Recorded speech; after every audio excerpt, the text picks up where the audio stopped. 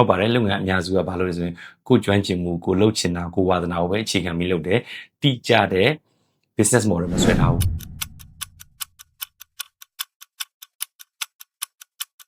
စီးပွားရေးလုပ်ငန်းတွေကြာရှုံရတဲ့အကြောင်း14ချက်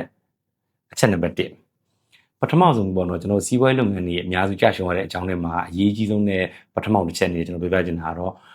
တိကျတဲ့ business model မဆွဲထားတာပေါ့နော်ဟုတ်ပါတယ်လုပ်ငန်းအများစုကဘာလို့လဲဆိုရင်ကိုကျွမ်းကျင်မှုကိုလှုပ်ချင်တာကိုဝါသနာကိုပဲအခြေခံပြီးလုပ်တယ်တိကျတဲ့ business model မဆွဲထားဘူး okay business model ဆိုအကြမ်းများဖြစ်ဘာမလဲဆိုကျွန်တော်အကြမ်းများပြောပါမယ် business model တခုဆွဲပြီးဆိုလို့ရှိရင်သတိထားမှာနံပါတ်1ကတော့ကျွန်တော်တို့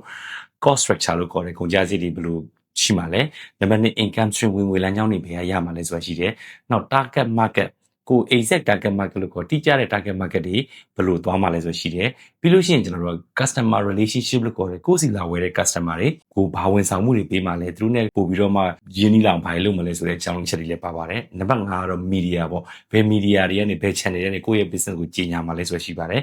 နောက်နံပါတ်6ချက်ကတော့အရေးကြီးတဲ့အချက်တွေမှာပါတယ်အဲ့ဒါပါလဲဆို unique selling point လို့ခေါ်တယ်ဘာကြောင့်မလို့ကိုယ့်စီမှာဝယ်တင်တာလဲဆိုတဲ့အကြောင်းပြချက်ကောင်းကောင်းလေးရှိဖို့လိုပါတယ်နောက်ပြီးတော့ကိုယ့်ရဲ့ဒီလုပ်ငန်းလုပ်ပြီးဆိုလို့ရှိရင် business model ဆိုရင်နောက်ထပ်မတိမနေတည်ရမယ့်အချက်3ချက်ရှိပါသေးတယ်အဲ့ဒါဘာလဲဆိုရင် key 3 key လို့ခေါ်ပါတယ်အဲ့ဒါဘာလဲဆို key partner ဘယ်သူတွေနဲ့ကိုပေါင်းပြီးလုပ်မှာလဲ key resource ဘာအရင်းမြစ်တွေကိုလုပ်မှာလဲ key action ဘာတွေအဓိကလုပ်မှာလဲဆိုတဲ့လို့ဆွဲဖို့လိုပါတယ် business model မရှိဘဲနဲ့လုပ်ငန်းလုပ်နေတယ်ဆိုလို့ရှိရင်တော့ဒီ6ချက်လေးကိုတိကျပြန်စစ်စစ်ဖို့ကျွန်တော်ဒီကနေပြောချင်ပါတယ်